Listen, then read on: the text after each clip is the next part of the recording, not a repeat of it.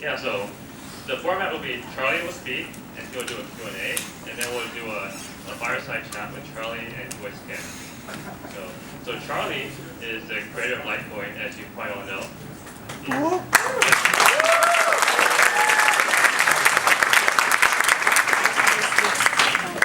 He's also a great guy. He's known as the nice guy. I think that's what his point is. And it's true.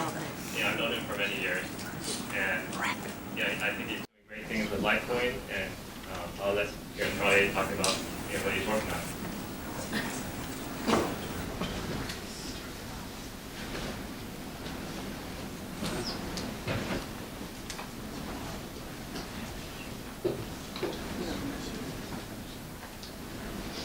Can you guys hear me? Yes. Okay. So I make this joke every time. You guys are only here because you can't find Satoshi.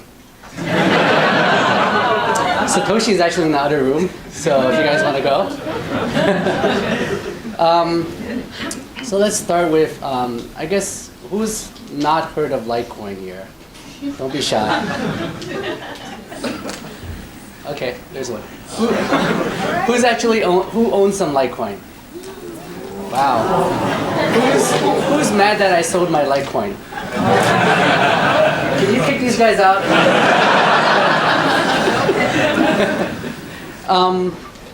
Can we get the slides back? And is there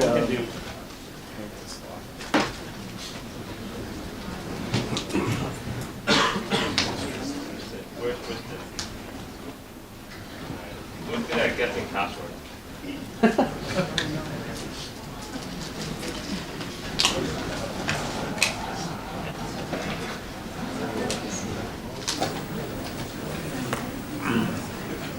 How many people do we have outside?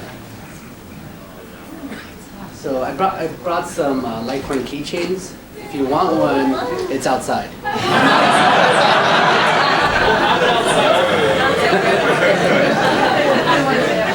There's actually, I think I only have like 100 or so you guys have to fight for it. So I'll start. So I just had a small thing to kind of talk about. I'm proposing a new kind of fee signaling structure for Litecoin, and hopefully Bitcoin will also look into that. So currently, as you guys know, we have really high fees on Bitcoin. And the problem that we have is that it's hard for users to figure out how much they should pay for a transaction to get included in, like, let's say the next hour or 6 hours or however long you want. So there's a lot of guessing going on.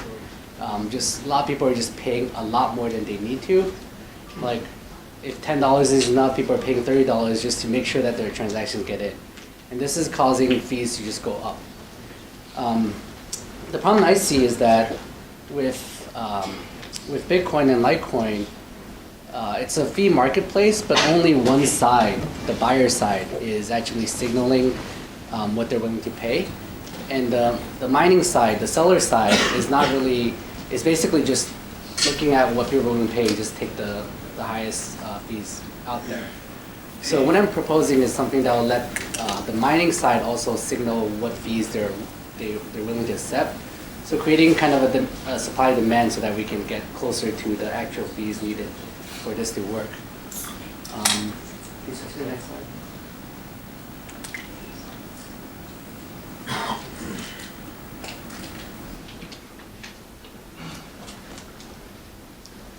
It's actually pretty fitting that I'm talking about supply and demand and fees when this event is free and the demand outstrips supply by a lot, so everybody's here. So next time we should charge people. Litecoin. Yeah, I need more Litecoin.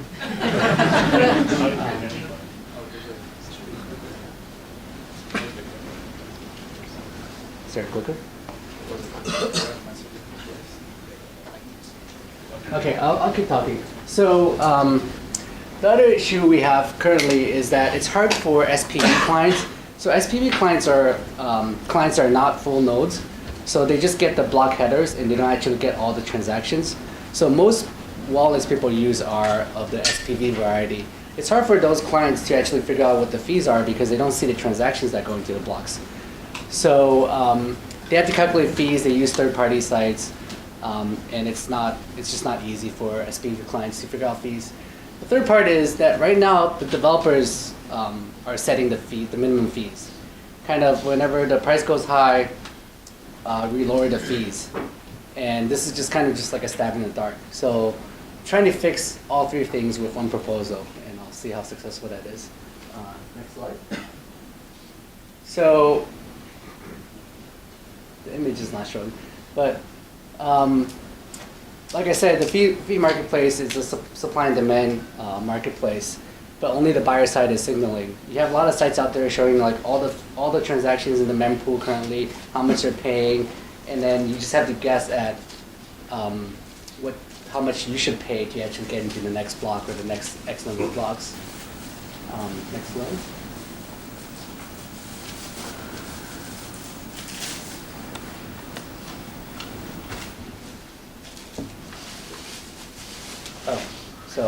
So yeah, I'm not sure if you guys seen this site, which is pretty cool. That shows all the transactions currently in mempool, how much they're paying. For Bitcoin, it's kind of a mess right now. It's just kind of a stab in the dark. We're trying to figure out how much you need to pay. So, like I said, SPV clients, you don't have the transaction history. So you're using third parties like this one, earn.com, which is a very good site that tells you, has a developer API, you hit it and you try to figure out like how much fee you want to pay if you wanted to go into the next block, how much if you want to go into the next half an hour and an hour. So you have to use these third-party sites. So what I'm proposing tries to solve this by, I'll talk a bit about it later. Next slide. And lastly, if you've seen my tweet, we're reducing Litecoin fees, minimum fees, because in 2017, the fees went up almost 100 times. It used to be 0.1 cent per transaction, and it's gone as high as like 10, 20 cents per transaction. And it's high for Litecoin. So because fees are set in cryptocurrency and not fiat, we have to reduce the fees because for in code, you don't really know how much each Litecoin is worth. So you can't set the fee if you have to set the fee in crypto. And it's up to the developers to decrease the fees. And the fees are mainly there for stopping spam.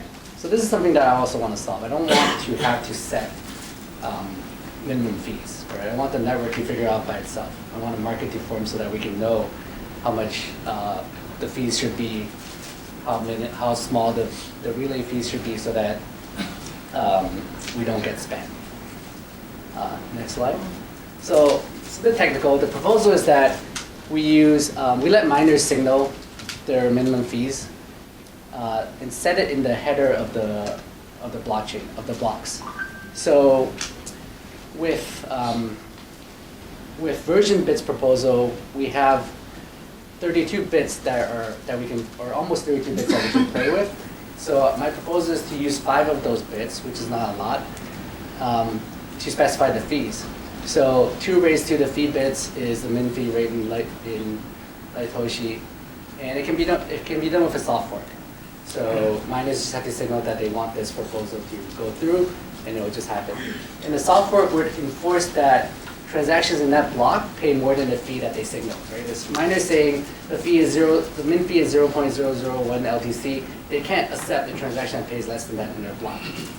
And the soft fork would enforce that. And also that the fee that they signal is as high as possible. Right? So if they're accepting, you don't want to let them, well, this is something still up for debate, but I'm thinking you don't want to let them set fees that are lower than what they're accepting. Next slide. So as an example, fee bits, this is base 2, right? So there's 5 bits, 10001 is 17 in base 10. So 2 to the 17 is 131,000 something. So that means the min fee is that. And all transactions have to have at least that min fee. And there must be at least one transaction that pays less than twice of that, which is the next level up. Next slide, yeah. So I'm trying to kill 3 birds with one stone. Miner fee signaling. So miners have incentives to set a higher min fee. right? But if they set a higher min fee, they can't accept transactions below that. So they're leaving those transactions in the mempool for the next miners to mine. And so if they're setting the min fees too high, they're leaving a lot of money on the table. So there's a check and balance that I think will work where there's incentives for miners to increase the min fee because they want fees to go up, because in the end, when block rewards go to 0, fees will have to pay for everything. Right? But they can't set it too high, otherwise they won't make enough money and the other miners will make more money than they do. And because the fee is set in the block header, SPV clients can look at like past 100 block headers, for example, and take the median. So that means like 50% of miners were mining, were including transactions with that fee into the block. So just some heuristics, you can say if you take the median of the last 100 blocks, then chances are your transactions paying that median will go into the next two or so blocks. So you can always look like further back if you want more accuracy, but in the end it's still an estimation.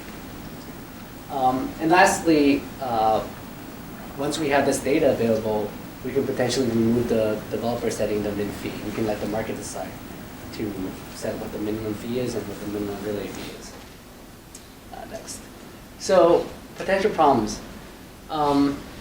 There's a thing called child pays for parent in Bitcoin, which is if you don't pay enough fees, but if you create another transaction that uses, that consumes the previous transaction and pays more fee, then the miner will say, oh, because by including this parent transaction, I can also include these child transactions which pay more fees, so you can kind of average out the fees, right? So if I create a transaction that pays nothing, it won't get mined.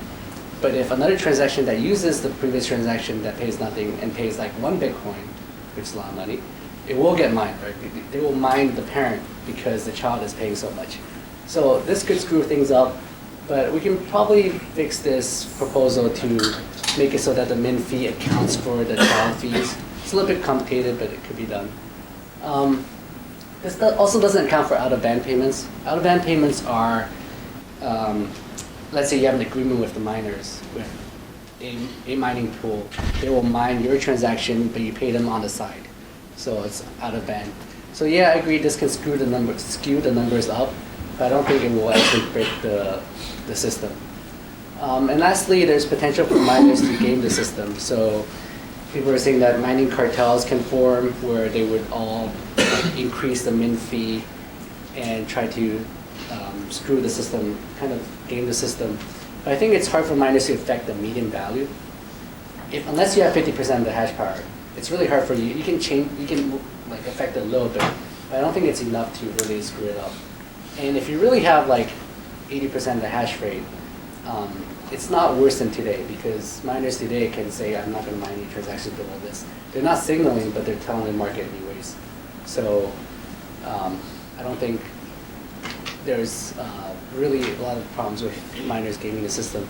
But this is, we can always like deploy this and see, right? So like in the end, it's signaling helps, but if the numbers don't really aren't really useful, we don't have to actually use it. Okay, next. So there's still more work to be done. This is a pretty simple proposal in the end. I'm going to write it up in more detail, and you guys can read up more about it later. Any questions? Yeah. So should we ask? Yeah, you can do like direct question. Okay. Yeah. Someone has a question? I've got a question. Yeah, go ahead. Why would miners want to do this? It seems like it's not in their favor to have the signal in the first place. The fees are already high and they're bring it down. Charlie, can you repeat? Yeah, so the question is, why would miners want to do this? So, I mean, miners, in the end, they want the fees to go up. So they want to signal like what their minimum fee is, right? So they can help the fees go up. Right now, for Bitcoin, we're in a state where we're not in a good state right now. Right? It's not a state where we want to be in the future. In the future, we want enough block space so that there is fighting for transactions to get included. Right now, it's like miners just take the most paying one, and the fees are really high. So I think with SegWit and Lightning, we'll get to a better state where we won't, where there's actually supply and demand for transaction fees. Okay. So speaking of supply and demand, since right now the majority of people who are using cryptocurrency are Chinese, or they're in China, also the majority of ASIC mining is currently being done in China. Do you think that the Lunar New Year is the main reason why everybody wants fiat right now? Given that it's basically like another Christmas for them, right? So do you expect that Litecoin is going to bounce back sometime soon after February?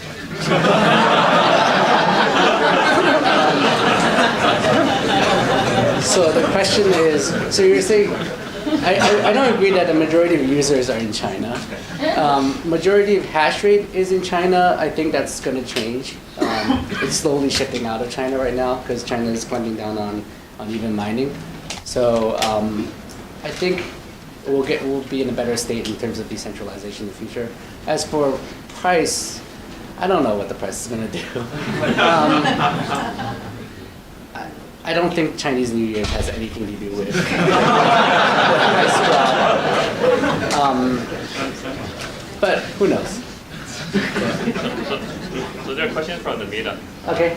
So what is the biggest concern in the future of crypto? Scaling, governance, anything else? For me, the major concerns Can you are. repeat the question? Yeah, what are the major concerns in crypto? Is it scaling? Is it governance? Or what else? I think scaling is always a concern. You guys all are familiar with the recent scaling debates and all that. It's hard to scale the right way, right? You can't just like increase the block size and keep doing that. There are trade-offs, right? There's trade-offs in this world. So we have to find the right trade-off. Is 1 megabyte for Bitcoin the right size? Probably not. Do we desperately need to increase it to 2 megabytes? Well, we've got our answer, right? The network wasn't, people didn't agree to increase it to 2 megabytes, so we have it. But in the future, we may. So I think it's always going to be a concern how we're going to scale right. I'm very excited about Lightning. I think that's going to really help Bitcoin and Litecoin scale. And I'm glad that SegWit activated last year and we're getting Lightning this year. Okay, what do you have to say about Ethereum? I think it's a cool coin. What do you have to say about Ethereum? I think it's good to experiment with Ethereum. I think it's different from Bitcoin and Litecoin, right? Bitcoin and Litecoin is trying to do like store value and payments, and not trying to overcomplicate things. Ethereum is trying to do everything. So and as you can see, it's hard to do everything and do everything well. Maybe impossible. Like it's cool that you can have smart contracts that you can just write anything you want. But then the attack surface is huge, so things get attacked and things get hacked, and it will continue to be that way. So can we actually prevent that from happening? Probably not. So how useful is it in the future? I don't know. The other thing is that Ethereum basically is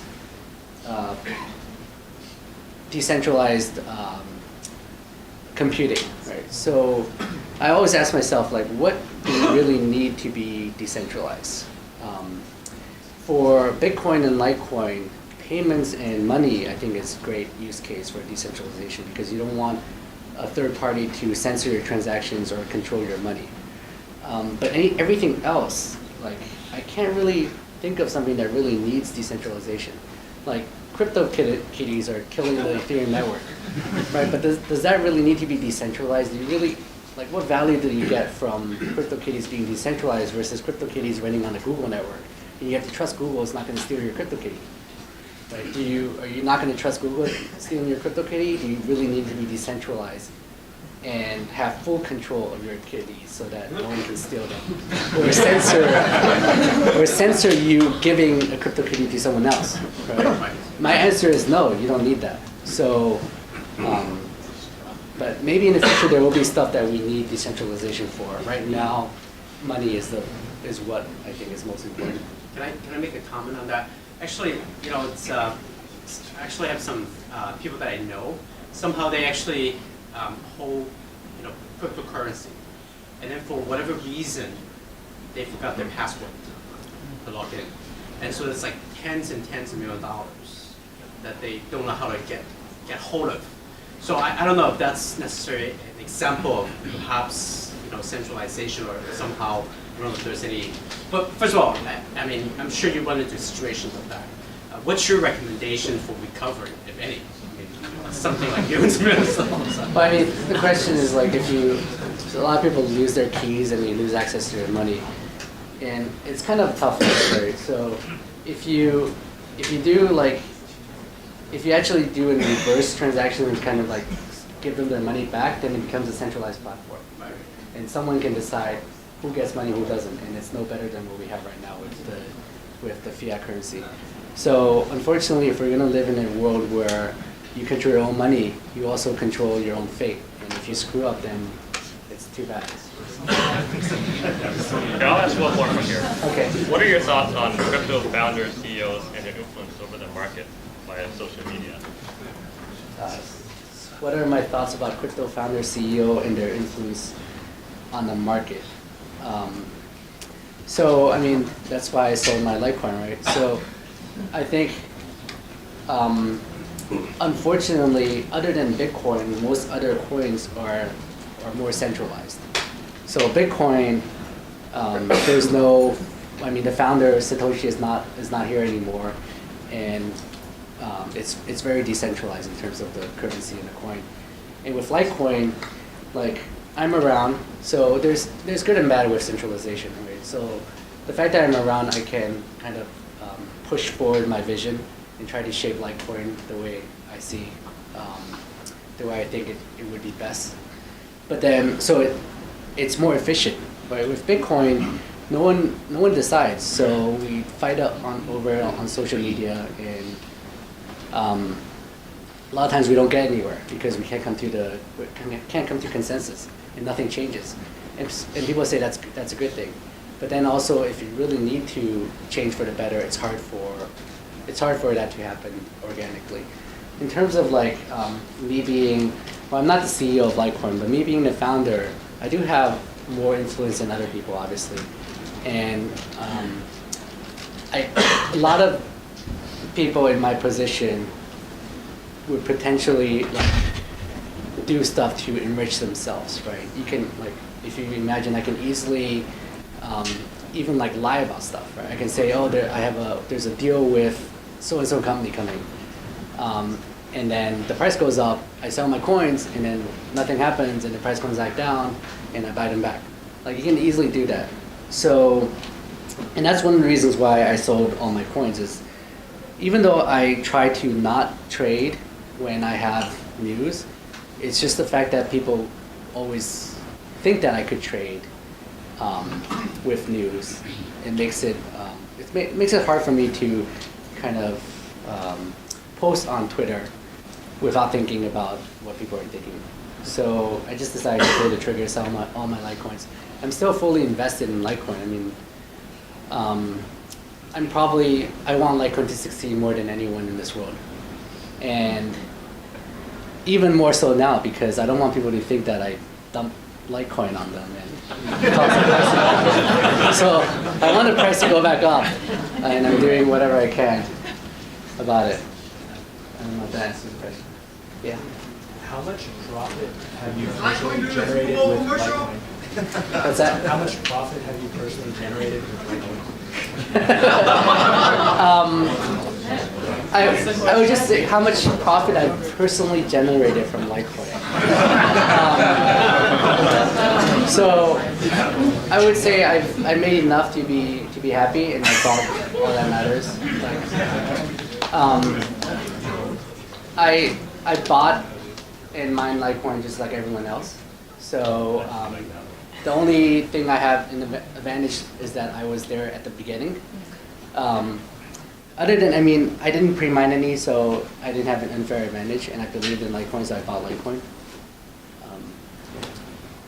What was your original vision to start Litecoin, and if the problems of Bitcoins are fixed, what is the use case for Litecoin in the future? given Lightning Network? Yeah. So the question is, what is my original vision and to start Litecoin, and if the problems for Bitcoin are fixed, where does that leave Litecoin? To be honest, I started Litecoin as just a fun project. Right? I didn't expect it to get anywhere. When I created Litecoin, there were about a dozen other altcoins out there. Most don't exist anymore. And a lot of them had issues, and they were also created by greedy founders that pre-mined a lot. So I decided to do something that's fair. I made it as fair as possible, didn't pre-mine any, and I marketed it as silver to Bitcoin's gold because I always wanted a currency to complement Bitcoin. Even back then, I realized that Bitcoin will not be the one and only coin out there. Right? There's going to be room for multiple coins for store value and payments. And as we can see now, there definitely is. Right? If Bitcoin is focused on store value and decentralization security, then the fees will go up. Right? Because you can't compromise. Right? If you compromise on decentralization, you get more centralization, the fees could go down. But Bitcoin, being the gold, being digital gold, is not willing to compromise. And Litecoin, I think, is targeted towards a different compromise. Where with Litecoin, there's a bit more centralization, security is lower, but then we also have lower fees and higher throughput, and we can do payments cheaper than Bitcoin. So Bitcoin is targeted towards store value today. Litecoin more towards payments. So the second part of the question is, what happens if Bitcoin solves everything? Right? Do you guys actually believe Bitcoin will solve everything? I think Lightning Network would definitely help Bitcoin a lot, and I'm excited about that. I think with Lightning Network, in the end, I think there's still space for Litecoin. Like, I can't imagine, because Lightning Network, the transaction fees for Lightning payments will still be relative to the actual on-chain payments, because you're amortizing all the Lightning payments into a opening and closing channel payment. So it's going to be a fraction of it. Litecoin will still be lower, right, in terms of Lightning payments. So maybe Litecoin will be good for microtransactions, whereas Bitcoin won't be able to do microtransactions. But we'll see. We'll see what happens. I mean, I don't know the future. Follow-up question: why do you say Litecoin has more centralization? Well, because I'm around. Right. That's right. Yeah, I mean, there's a lot more people running Bitcoin nodes than Litecoin nodes. I mean, I don't know if it's a lot, but there's definitely more people running Bitcoin nodes. The founder's not around, so the fact that I'm around definitely brings more centralization. And like I said previously, it's a trade-off. So we get more efficiency, we can move faster. Like last year, I was able to get the community to come together and support SegWit and get the miners to finally agree and push that through. So Litecoin got SegWit in March, which I think helped Bitcoin getting SegWit. But Bitcoin, it's a lot harder to change. Yeah. What do you think about information security, especially for payments, Bitcoin, blockchain startup? And what is the state of it, and what needs to be done for the future? Sorry, what's the question? What is the What do you Bitcoin think the state of information security right now, especially using Litecoin for a payments blockchain startup? And what do you think? What are some of the issues there, and how do you think it will go in the future? What do you mean by information security? Like, you're talking about keys, or you're talking about? I mean, when we were talking about financial data and stuff, using Litecoin to process transaction, right? So, I don't know, that's a big thing in payment. And, we talk about information security all the time. So, if I'm working on a payment startup, and, and that's why I'm here, to check out Litecoin, and, because you guys just lower the fees. So yeah. The thing about cryptocurrency versus traditional payments is that, like for traditional payments, the companies have to hold. You store credit cards. So if you get hacked, you lose the credit cards. You lose the identity for your users that could potentially hurt them a lot. So information security is very important. Whereas if you're just accepting cryptocurrency, it's a push payment. So you don't need their identity, you don't need their credit card, you can't steal money from them. And when they buy stuff, they push payment to you. So it's very different. I think it's it's good for overall for merchants where they don't have to secure identity and private information and credit cards and stuff. So yeah, so I think that's good if when you're using cryptocurrency. Yeah. I'm not sure you mentioned this, but by when can we expect the transaction fees to decrease? For Bitcoin or Litecoin? For Litecoin. So next release we're coming out pretty soon. We're decreasing the relay fees, and then the release after that will actually decrease the actual fees. So maybe a month or two. But I think people aren't really clamoring for reduced Litecoin fees. I mean, the fees are pretty low already. So no rush. Question in the back. Hi. Yeah. Can I ask your view on decentralized exchanges? My question to you is, what are your thoughts on Cardano, ADA, and the Legends protocol? And would you create another coin? Sounds like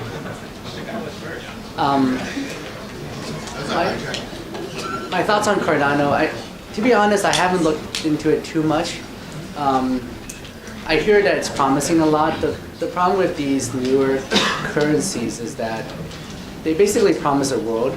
Like it can do smart contracts, low fees, or even no fees. It can basically do everything without a compromise, right? And I always ask myself, is that even possible? Why? I mean, how can something be perfect and no compromise? And likely it's not going to happen that way. And with Cardano and a lot of these coins, they don't even have like. Actually, I wouldn't say for sure because I don't know, but I don't think Cardano has a live network on it with what they're. Yeah. Yeah. So the valuation is extremely high for something that doesn't even have like a prototype out, or maybe it does have a prototype. But I mean, what is it, like $18 billion market cap? Litecoin last year this time was $200 million. It's really high. Like 10 billion is pretty high. $18 billion for not having something that's working is. I don't invest in Cardano. I don't invest in these currencies that claim to be all that. No, I won't. I probably won't create another coin. I have my hands full with Litecoin. What do you think about IOTA and the machine-to-machine economy idea? Machine to machine. So IOTA has the same thing I think about with Cardano, right? It's promising zero fees, scaling to infinite transactions per second. I just don't believe it, right? And they're having network problems already. They're also centralized, and they claim that they can remove the centralization, but I'll believe it when I see it. In terms of like. What do you believe about the tangle idea of not having a single block or having a bad? I think it's a cool experiment. I don't know. I mean, I honestly don't know if it'll work and whether it can be decentralized. I mean, there's space for tangle, right? So not everything has to be perfectly decentralized like Bitcoin. I mean, I wouldn't say Bitcoin is perfect, but could it be a good payments platform that's not like that decentralized? Sure. I mean, we don't know how successful it will be. I don't know how successful it will be in the future. Yeah, go ahead. I was about atomic stocks. Yeah. Is a vision is to have these businesses, all these smart tech wallets, send Bitcoin to them, and they hold Bitcoin as storage value. Is that right? So I'll talk about like atomic swaps with Lightning networks.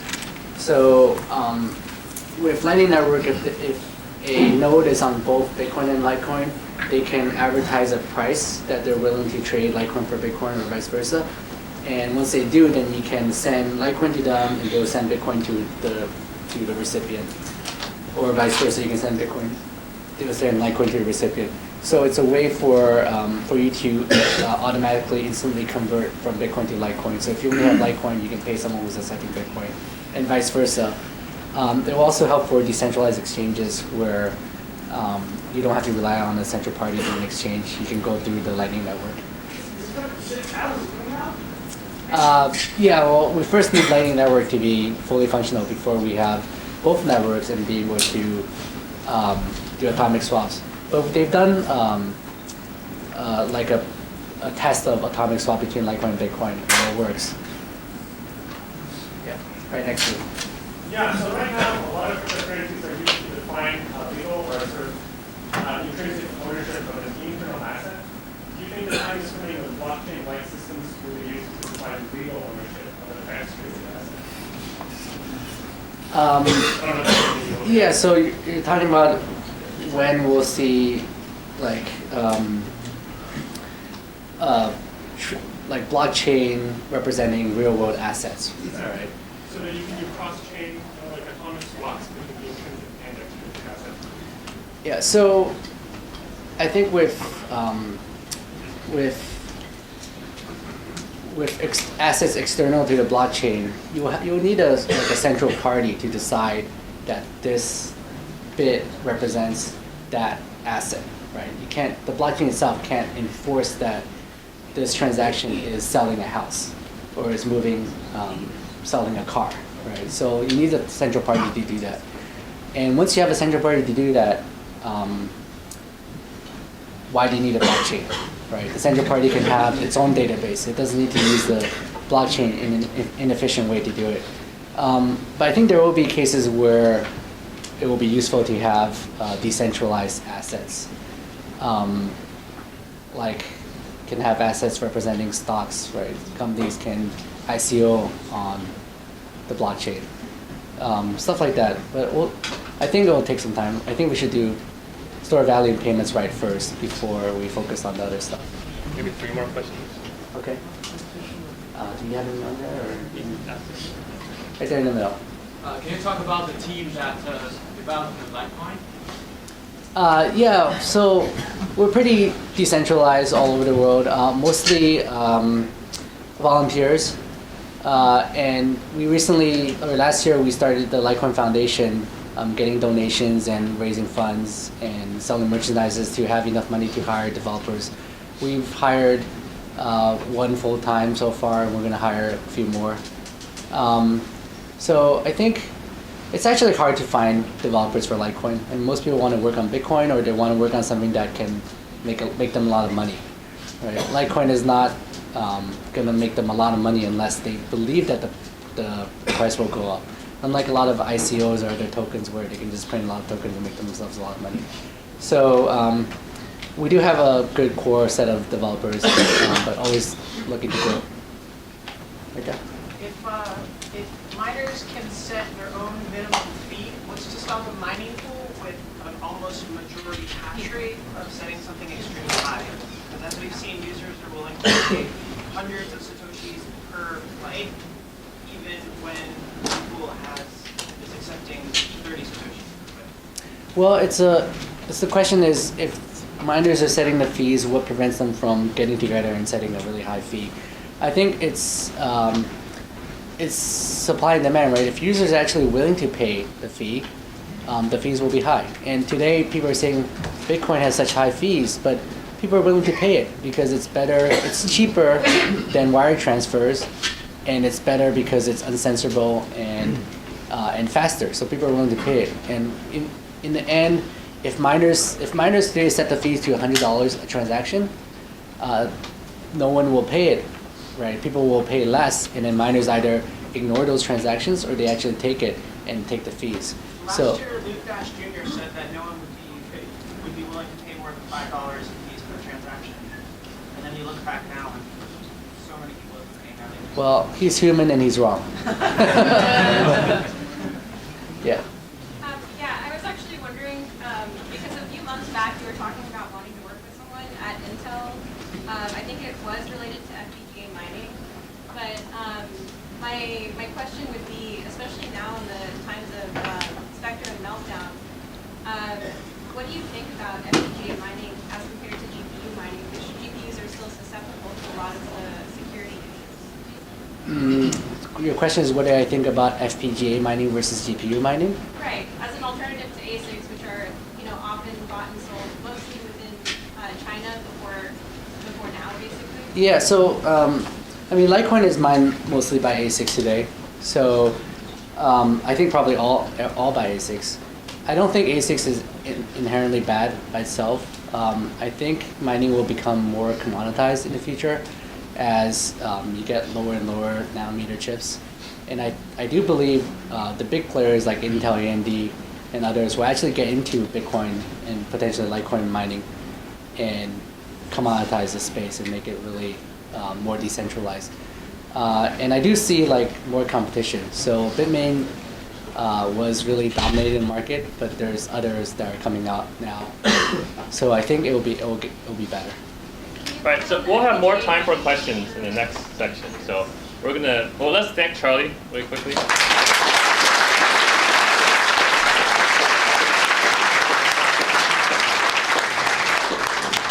So next we'll have a fireside chat with Charlie and with Joyce Kim. So we'll set up, we'll take a minute to set up. So, yeah, be right back. Great to be getting. I'm Danny Yang. I'm one of the organizers for this meetup. And so for this next half, we're going to do a fireside chat with Charlie Lee, who you already know, and Joyce Kim, who is the creator of Stellar. And she's done many things in her past. She's currently at VC at Spark Capital. She's been an entrepreneur. She's been a lawyer, and also a VC in the previous firm, and also created Stellar. So, Joyce, would you like to introduce yourself further? Sure. I'll give you a little bit of update about what Stellar is for those of you that aren't aware, but Stellar is another protocol that is focused mostly on payments. It is a nonprofit, I would say arguably the first nonprofit in the space that was focused on building a nonprofit for the original intent of the nonprofits. Lately you see a lot of ICOs doing nonprofits as a securities law hack, and that was not the intent of Stellar. It has a lot of the same characteristics as Ripple because my co-founder was the original founder of Ripple as well, and one of the main governance kind of pushes behind why Stellar is structured the way it's structured is because we learned from some of the mistakes of the past and wanted to figure out a way to create a protocol that had similar characteristics and features, such as being able to bring in different types of currencies, have very low cost transactions, very fast transactions, but avoid a lot of the governance and centralization aspects that you see in other protocols. Stellar it runs off of a federated visiting agreement system, which was created by Professor David Mazieres, who is here at Stanford University. He is our chief scientist from before until now, and is still here at Stanford. I'm sure some of you have taken his class and enjoyed or hated it one way or the other because he's a tough guy to work with in terms of just the power that he puts into his projects, but he's an amazing person. And Stellar largely today focuses on remittances and different types of payment systems in the emerging economies. So they do a lot of work in the Philippines and India, remittances between those economies and Europe. They recently announced that they are working very closely with IBM for all of IBM's blockchain systems. I stepped down from Stellar off the board this summer when I joined Spark Capital, which is a $100 million blockchain-focused fund. We're doing predominantly equity investments, which is very contrarian in the present economy. We were not doing so many ICO investments. We are Series A, which is also going against the trend and looking beyond Silicon Valley and Asia. So we'll be doing a lot of investments you'll see globally around the world, later stage companies that have proven that they can build something. Like Charlie, I'm a big fan of people that have put something on a live net that works rather than hypothetical white papers. And so that's kind of where our main focus will be for the investment of the $100 million. Thank you, Joyce. So Charlie said something that really hit home earlier for me, and that was that he had a hard time finding developers for Litecoin, and there's so much hype around blockchain. There are a lot of engineers who want to work on it and do work on it, but these projects are all pretty small. Even the ones that raise hundreds of millions of dollars, the teams are like 10, maybe 20 people, and that's a large team.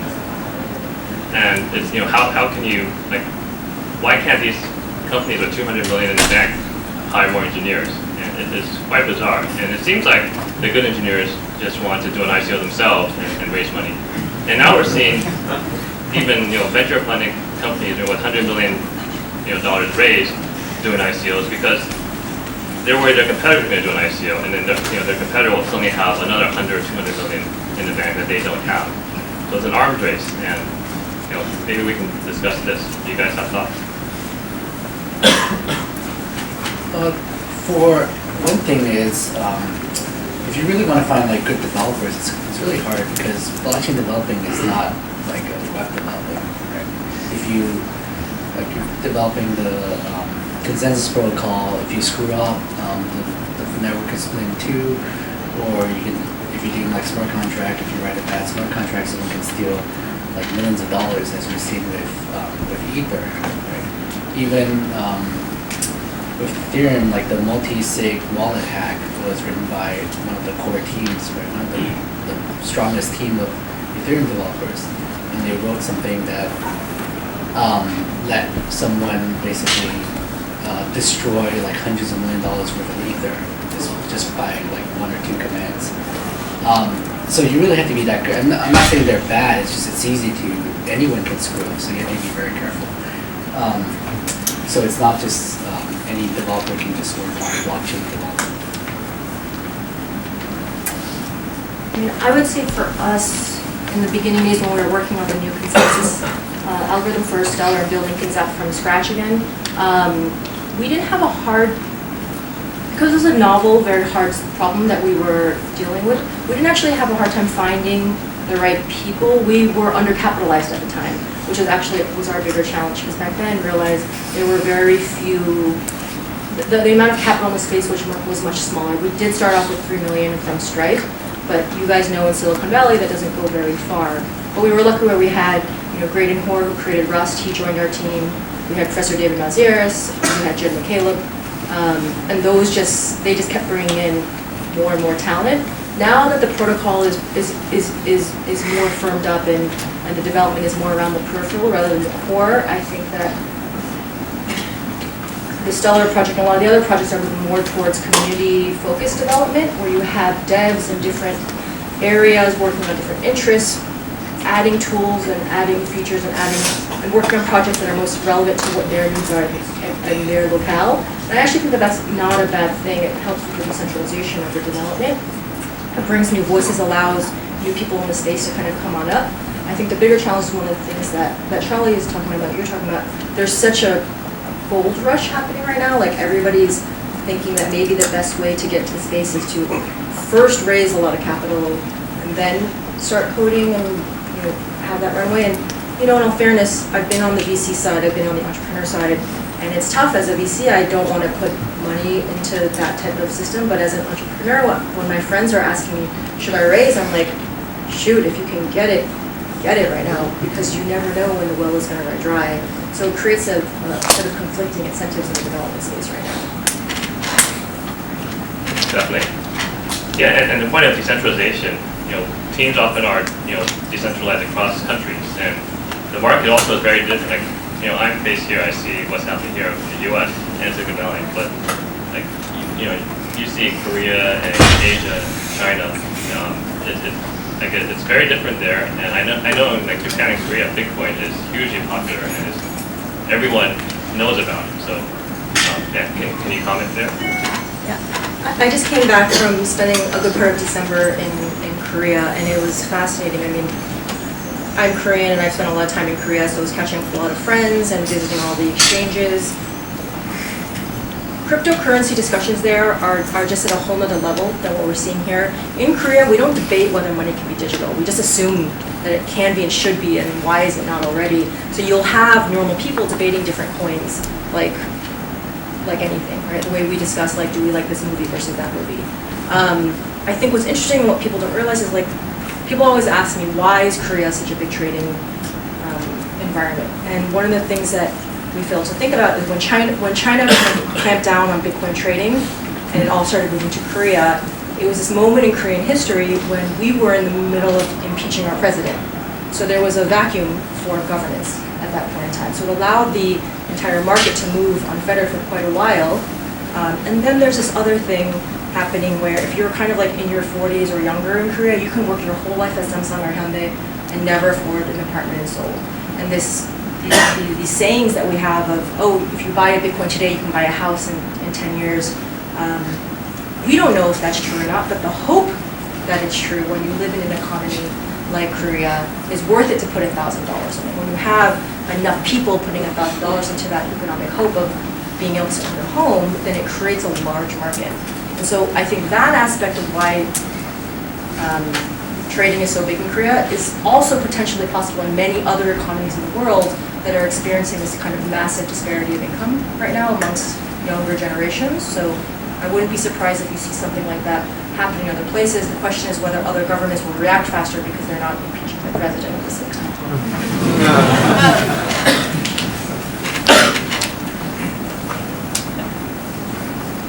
So we'll open up to some questions from the audience. Go ahead. We've talked a lot about like regulation and stuff. We haven't seen much in the U.S. yet, I guess. So what's your perspective on what that will look like, especially from like a taxation standpoint? How do you think government will start to try to monitor what money's moving around where to try to keep all the taxes they're entitled to? So the question is about regulation. What do we think regulation? What regulation do we think will happen in the U.S.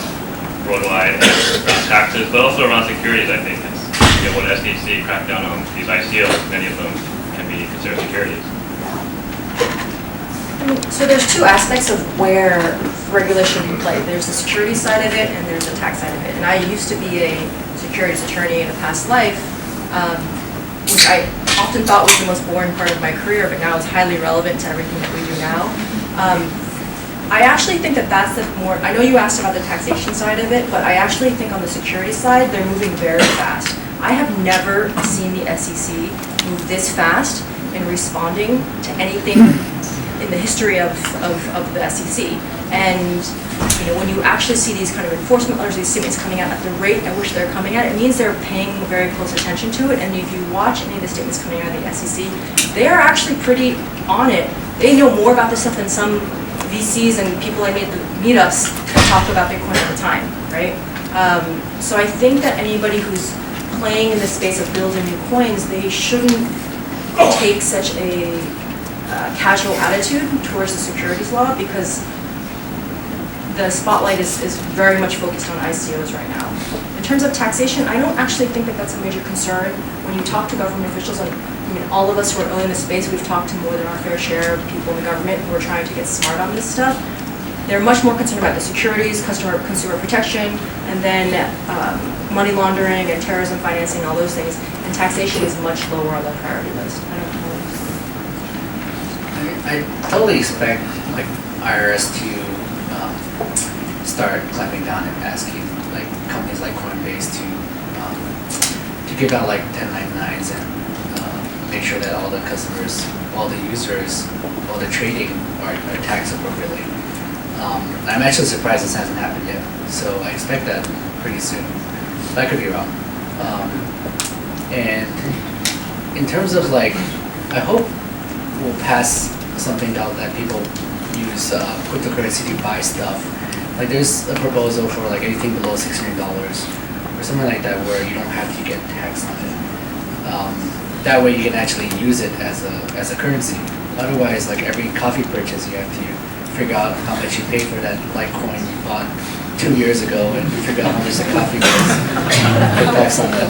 Even though they'll have that loophole, I don't think anybody's going to spend because everybody wants to hold, right? Because in Korea it's tax free, and nobody is buying coffee with their. Well, I think the end goal is that you can actually easily spend. So we're working towards that. So we need tax laws to be helpful in that area. Where otherwise, like, you just can't buy anything without figuring out how much you owe the IRS, and that's going to be really hard. So we're seeing that today a lot of frustration with the customers is around exchanges, like availability or uptime of the exchanges or some shady shenanigans that people ascribe to exchanges. Do you see that decentralized exchanges would probably rise up and take over from something like Coinbase? And if that were to happen, what would you think needs to happen for a decentralized exchange to work and be even worth people to get into? So the question is that centralized exchanges often have issues. Well, first, we have to trust them with your coin, your money. And often, it's early days, that they're often hacked together by these startups that just put together very quickly, so it often downtime, customer support isn't very helpful. But now that we have decentralized exchanges coming up, so will that eat into the centralized exchange market? So I think that there's room for decentralized exchanges, but I don't think it will really affect the centralized exchanges that much. Because in the end, decentralization is not free, right? It's less efficient. You can't do quick orders. It's hard to do order books. So there's always going to be a need for centralized exchanges because it gives you efficiency. People are willing to trade off that for a little bit of risk and a little bit of regulation. I think there's space for decentralized exchanges, but I don't see centralized exchanges going anywhere. And I mean, personally, I'm a big fan of decentralized exchanges. Stellar has one built into the protocol itself.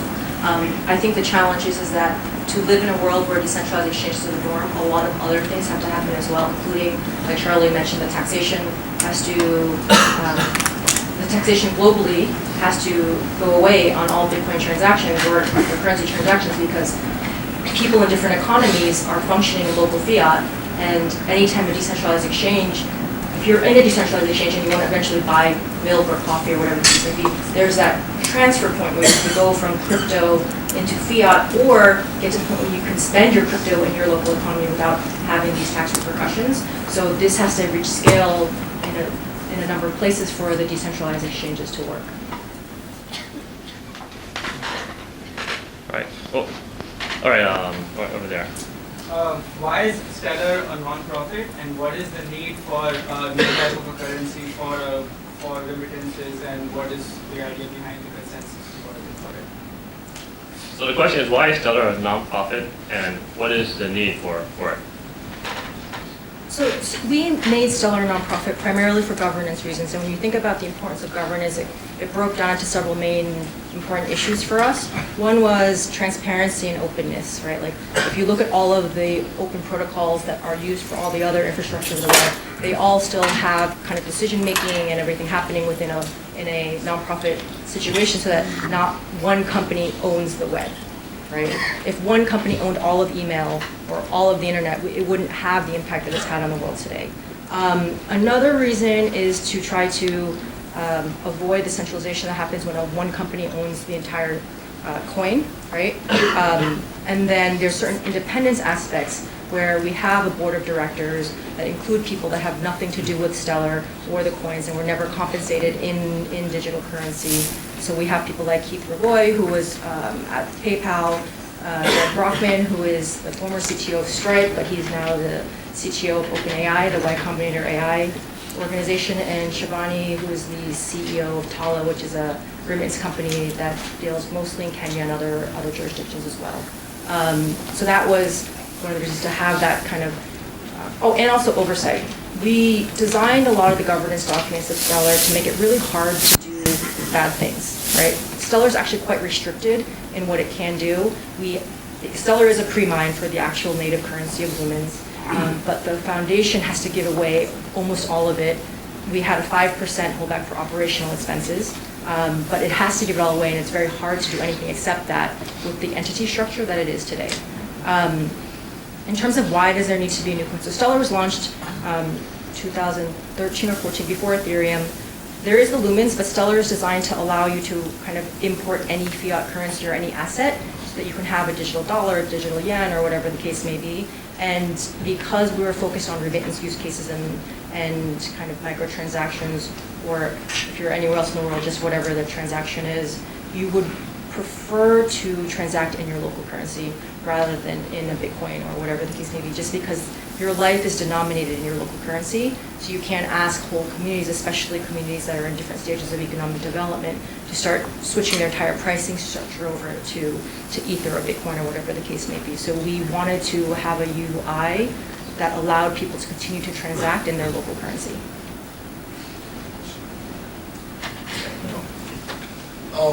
You mentioned basically a crypto version of fiat peg currencies, similar like what BitShares has.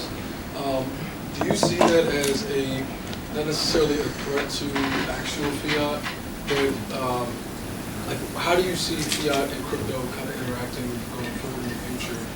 Like 10, 20 years down the line, when we have situations like, government issues and things like that, or major recessions when people start to move their money over to spendable crypto as opposed to gold and things like that. How do you see that interaction going forward in the next few decades? So I actually believe that everything, the question is, how do we see kind of crypto and fiat working together in the future when you have government instability, or are these kind of crypto versions of fiat a threat to existing fiat systems? So what I actually believe, I believe that most of these technologies should be interoperable. And I think that that's kind of a core philosophical issue that's missing from a lot of the debates that you have in our space right now. People believe it's like their way and everybody else must die, right? But I don't think that's a healthy way to have these debates. On some level, I think it's good that we're seeing these kind of philosophical discussions happening in the open and with such a wide audience. But I do wish that we had a more like a kind of collaborative environment for making these decisions. But I do think even as I believe that all the different chains should work together, I think that we should get to the point where fiat and crypto work together seamlessly as well. The world comes in many different political flavors, and I don't think that we as technologists should say that we should design a technology only for one type of political system. There has to be enough diversity in our technology to address the diversity of views in the world, and that's the direction that we should be heading in. What's Charlie's response? Put me on the spot. I think fiat's gonna die.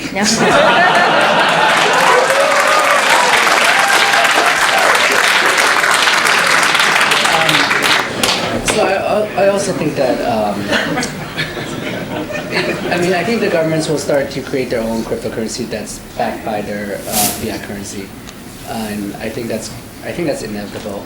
And basically, I think in the future, I'd like to see a future where money is programmable, whether it's fiat or crypto, where you can just move money easily, convert between fiat to crypto or vice versa.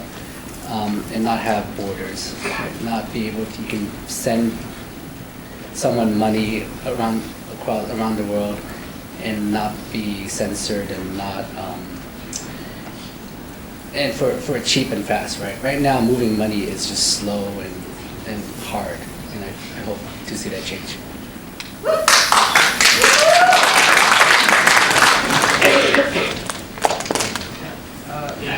You just mentioned that people don't really want to use pre-simplified coffee or do microtransactions. They would rather keep it in cash. And it's not surprising taking the current level of productivity. However, isn't it the whole point of the crypto that people would use it as a money? So when do you envision that we will be able finally to use it for that type of transaction? The question is, when will we actually use crypto for small payments? Because right now, as we said earlier, people don't want to spend their Bitcoin.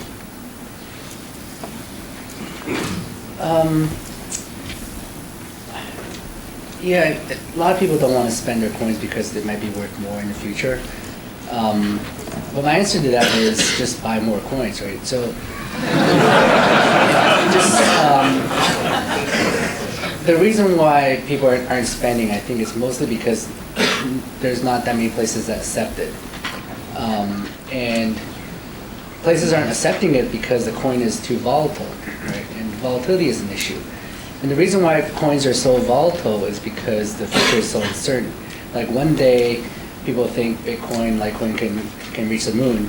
The next day, an exchange gets hacked and everybody thinks it's a scam. And it's a fraud and the price is going to zero. So the fact that it can kind of swing so much from it being a scam going to zero versus it like replacing the US dollar. So that's why the price is so volatile, because no one really knows.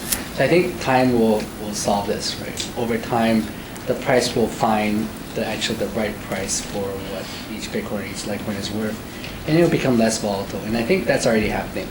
I do believe people have looked at the volatility and seen that it's actually becoming less and less volatile over time. I think that's going to continue, and once it becomes less volatile and there's actually liquidity and less volatility, then people will actually start treating it as real money. And then we'll see stores actually price things in cryptocurrency, in Bitcoin or Litecoin.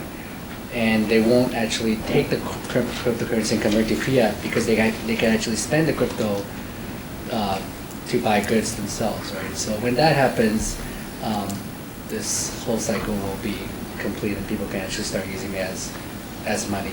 And I think that's going to take some time. I can't predict how long that will take, but I think that's the future we'll see.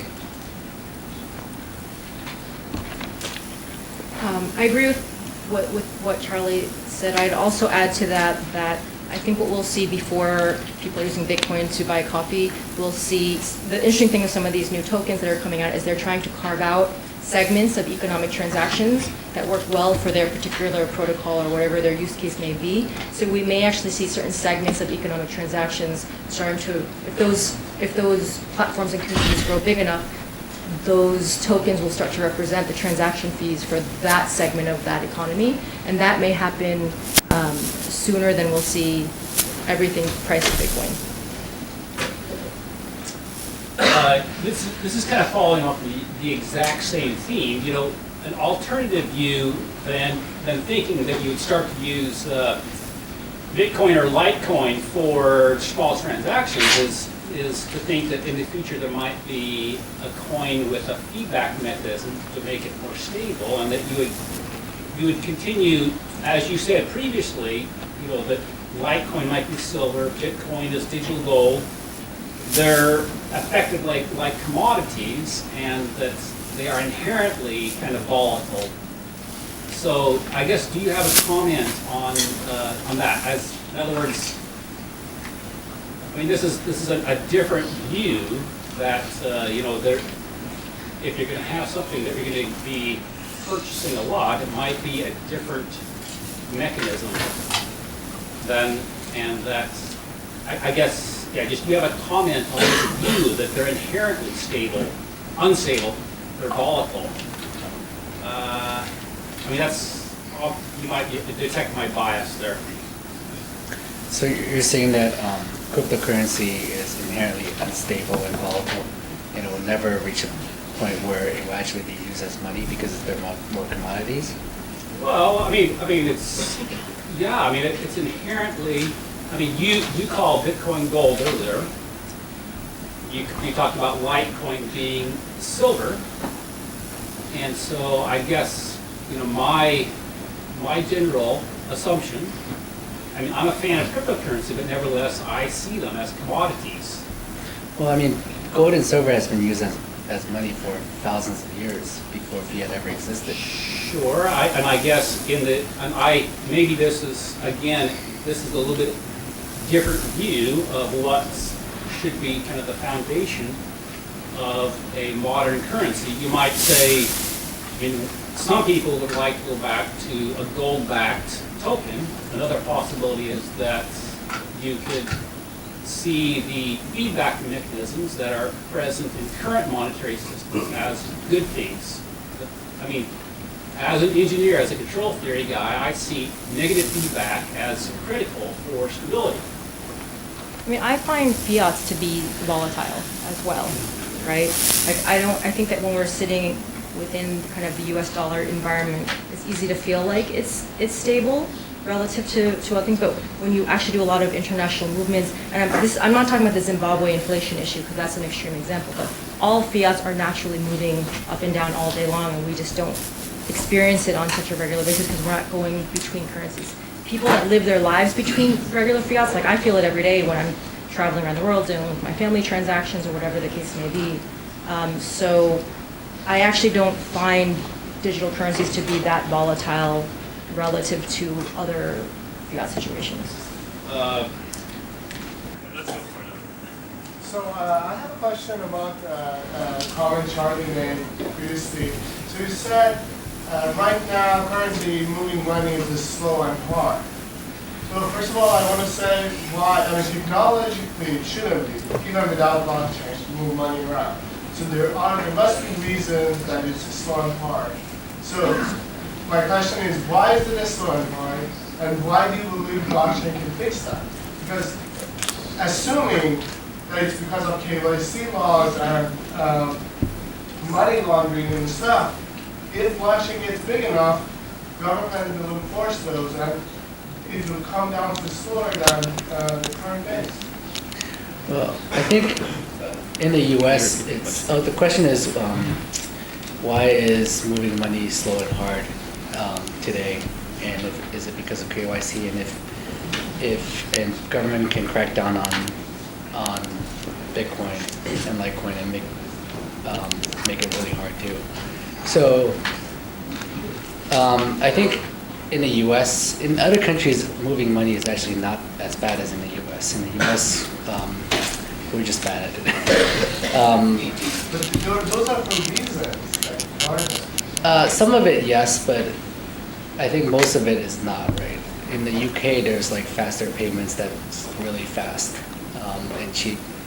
In the US, like ACH and wires are just really outdated technologies. So that can definitely be improved. It's not because of any technical or any other issues. It's just, I think the US is just slow at improving this. In terms of the government cracking down on Bitcoin and Litecoin, the nice thing about cryptocurrency is that they can't, right? So they can crack down on converting between fiat and crypto, which they're regulating right now. But once you're in crypto space, you can send to anyone you want, and they can't censor it. And that's why cryptocurrency is so powerful. It's because it's decentralized, and nobody, not even the U.S. government, can stop you from sending money. So do we want it to be in case there's a financing of all criminal activities? So there's the scale of 9/11. I'm in the camp of you should have freedom of money. Like you can do whatever you want with it, and you need to crack down on criminals in other ways, right? So, but I'm not going to talk too much about it.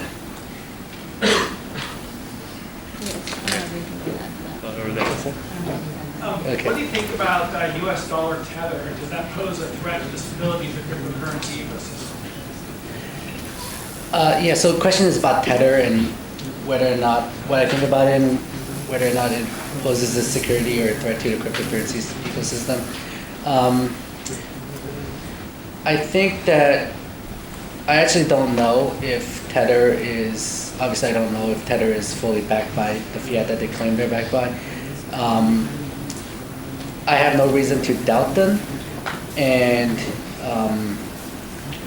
I don't think it's a huge problem for crypto. I mean, if tether really is not really backed by the US dollar that they claim they're backed by, the price of tether will crash to zero when people find out.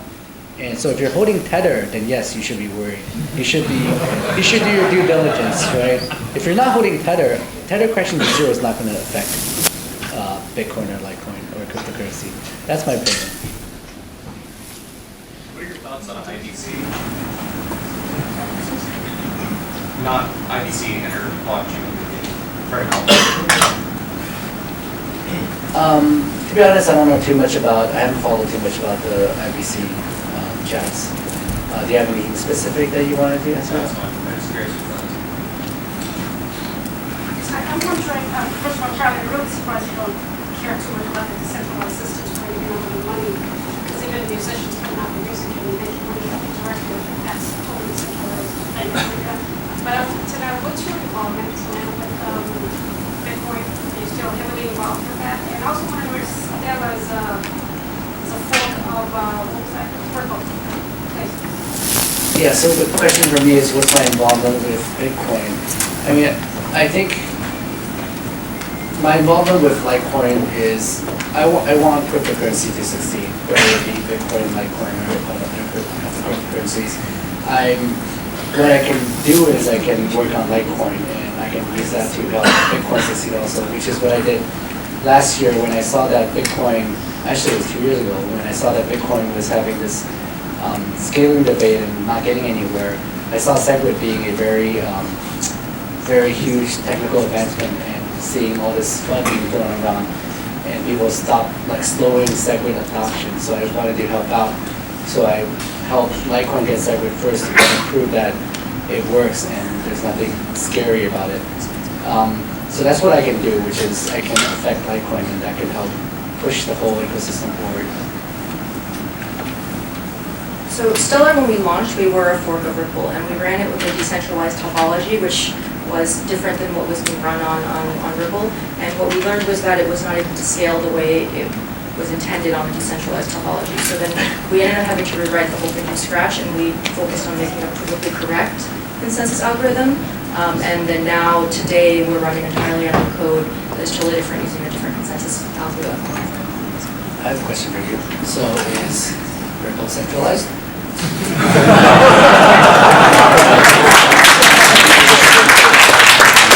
I don't represent Ripple, and I can't speak for them. That is something that would be best directed to their people. I have my own opinions about it, and I think that I'm a big fan of moving towards more decentralized systems, and it's one of the big reasons why Stellar is onto the code. So Litecoin, so on one hand with Litecoin you have a proof of work based mining protocol, right? But then with Stellar you have like a federated Byzantine protocol, which is not fully decentralized because you have this concept of quorums and you can trust like banks and non-profits. Given that both of you guys represent either camps, what role do you see each of these protocols playing in society forward? Can they work together? Is one going to eat the other? Because Stellar's not really, there's no proof of work or proof of stake, and that's the reason it's so fast and so cheap, whereas Litecoin is at the other extreme. So how do you see those evolving for society? So the question is, Litecoin is proof of work and Stellar is federated, and do we have space for both, or is one going to kill the other? I think Litecoin's going to kill Stellar. I actually think there's room for both. I mean, not everything needs to be fully decentralized, right? And with decentralization, it's inefficient by definition, right? If you need to run something on 1,000 nodes, then it's just going to cost more on the whole network than if you only run it on 1 or 8 different nodes. So certain things, decentralization is good for payments, for stuff that you don't want people to censor. For most things, you don't need decentralization. Federated networks work perfectly fine. So I guess we'll find out where each coin will find its kind of its space. No one knows, and that's why it's still an experiment. And I think with each set of characteristics that all these protocols bring, there's trade-offs, right? Like you can get more liveness in one and less in another. So I think that there will be different use cases for all these different things. And Stellar was designed to be interoperable with as many things as possible. And one of the big jokes that we had is that Bitcoin runs better on Stellar than it runs on the Bitcoin blockchain, right? That being said, there are use cases when you need it to run in a totally decentralized, way that is happening in a proof of work system. And so for those use cases, people should continue to run Bitcoin on the Bitcoin blockchain. But when you want to use it on something that's faster, right, then you would bring it on something like Stellar, where we need to come in through an anchor, and then we kind of brought it to the Stellar ecosystem. So I think that there should be room for all of these things. I think that that's how these protocols really address the needs of the world. And I think that that's better for all the citizens in the world to find different protocols that can work together in different situations to really address all the finite use cases. And can you talk about humans versus issuing digital IOUs on the network? So once enough anchors come on and you can issue your own IOUs, right? What is the use of the native currency? Does that go away, or will that always be there because there's more liquidity in that? I think that it's best for using, in the future end state, Lunas would be used as a kind of bridge between illiquid assets. And I think there's a very good use case for that. And you need a little bit of Lumen to use as your transaction fee. So you just burn a fraction of it every time you do a transaction. So it'll always be needed as kind of gas for the network as well. So I started a company called Patreon that moves money for artists and creators, and so we're considering creating our own. I'm an investor. Yeah, you were our first one. We're considering launching our own token in order to reduce fees, which we had a big fiasco on recently, and also to incentivize certain behaviors. And my question to you is whether you think this makes sense going forward, for all companies, they're launching their own tokens, or do you think that it's going to consolidate towards everyone using the same token in the future? I mean, it takes a lot of development resources to kind of build a whole system for each new token and all those different things. I would say that, you know, for Silicon Valley, just kind of quickness, if you can use someone else's token and you don't have to have that development overhead in your own company, then don't bother and focus on the other core things that your business needs to do. If there's some reason why you need to have the token be just within your own ecosystem, then it would be worth it to issue, you know, a token on Ethereum, on Stellar, whatever the case may be, and just do it that way as well. It's for me, it's more of a trade-off of development resources than anything else. I think like most, I don't know about your use case, I think most companies don't need their own tokens, and they're just using it as a mechanism for funding, right? And the reason why I don't like about most ICOs is that they claim that this is all useful, this token is required, but in the end they're just using it to raise money, and they're promising a world with the token, but in fact it's not going to be that useful. I don't know about your case, I mean for certain companies there is actually a good use case for tokens. But those are far and few between. What is something that women can do and what man, Bitcoin and Litecoin can never do? The question was name something that humans can do that Bitcoin or Litecoin can never do. Well, one of the things is acting as a bridge currency between these e-liquid pairs on a decentralized exchange, which is built in. I'm a huge fan of Bitcoin and Litecoin, so I think that when they solve a lot of the scalability issues that are being solved actively now, that some of those speed differences will be a little bit, the gap will be close a bit, but because Stellar uses a federated system, we're always going to be able to do consensus and kind of validate transactions within 2-3 seconds and be able to have this much more throughput than in these other systems for now. Charlie, agree with that? That Litecoin cannot do that? Right now I can't. So, given your experience running, let's say, faster networks, different with faster networks, if you were running one of the Lightning Network implementations, what would be your main concerns? What would you focus on? Sorry, what's your... Do you have any concerns about the success of Lightning? I mean, there's all this hype going on, which is probably true. I'm excited. You said you're excited. But is there anything that you worry about? Adoption or, I don't know, something on the tech side? I mean, so the question is there anything I worry about in terms of Lightning? Yes. Like, what I'm concerned about is, I mean, it's still, in theory, it should work, but it may not work in practice, right? So we're trying to figure it out. So there's obviously some issues with Lightning. Nothing's perfect. So, like, you still have to protect yourself, right? With Lightning, in theory it will work, but in practice, if someone tries to steal the money, you can punish them by broadcasting your transaction. But what if the network is congested? What if your transaction doesn't get into the next block before their transaction, before time runs out? Right? There's questions like that where we still have to figure out how that's going to work. Do you actually have to pay attention to make sure you're not getting screwed, or can you pay someone else to look at it for you to make sure you're not getting screwed? Things like that, and we have to kind of figure it out. So this question is for Joyce. It seems that Ripple and Stellar kind of are always talking about the same breadth and the same thing. Partly due to Jen being a co-founder of both, and also probably due to a lack of, public understanding of what they do differently technically. Do you feel like this is an issue for one? Do you feel like, if it is, what do you think you can do to address that? So the question was if, with Stellar and Ripple always be mentioned together, is this a problem, or what do you think will happen in the future? I mean, I think one of the reasons it happens obviously clearly because Jeb was a co-founder of both and they have similar features. Stellar, when Jen and I co-founded Stellar, we made a very conscious decision that we're focusing on code and product. We never cared about marketing. We don't have a big marketing team. There actually is no marketing team. And you see that that's a very different thing that's happening where so many ICOs are focusing on kind of their social media strategy and getting those people out there doing that.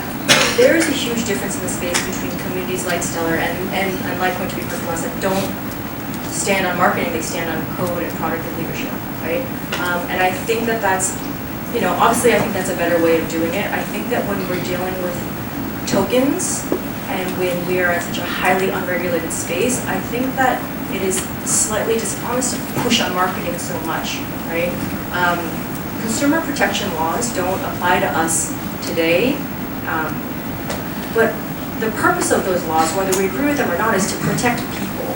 And I think that we as an industry should take that to heart and behave as if those apply to us. We should always be good players in the market. And what that means is making sure everything we build is safe and reliable before it's about, having a great Twitter stream, right?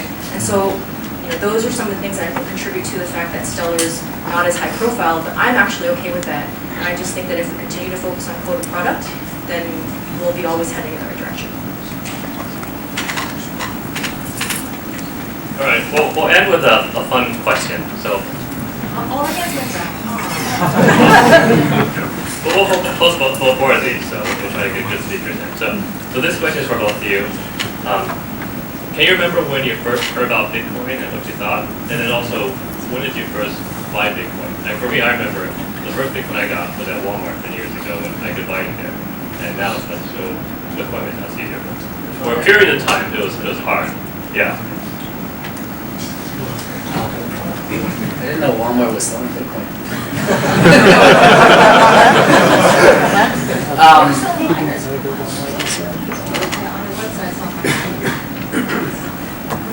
I first heard about Bitcoin in 2011 when I read an article, I think a Wired article about Silk Road.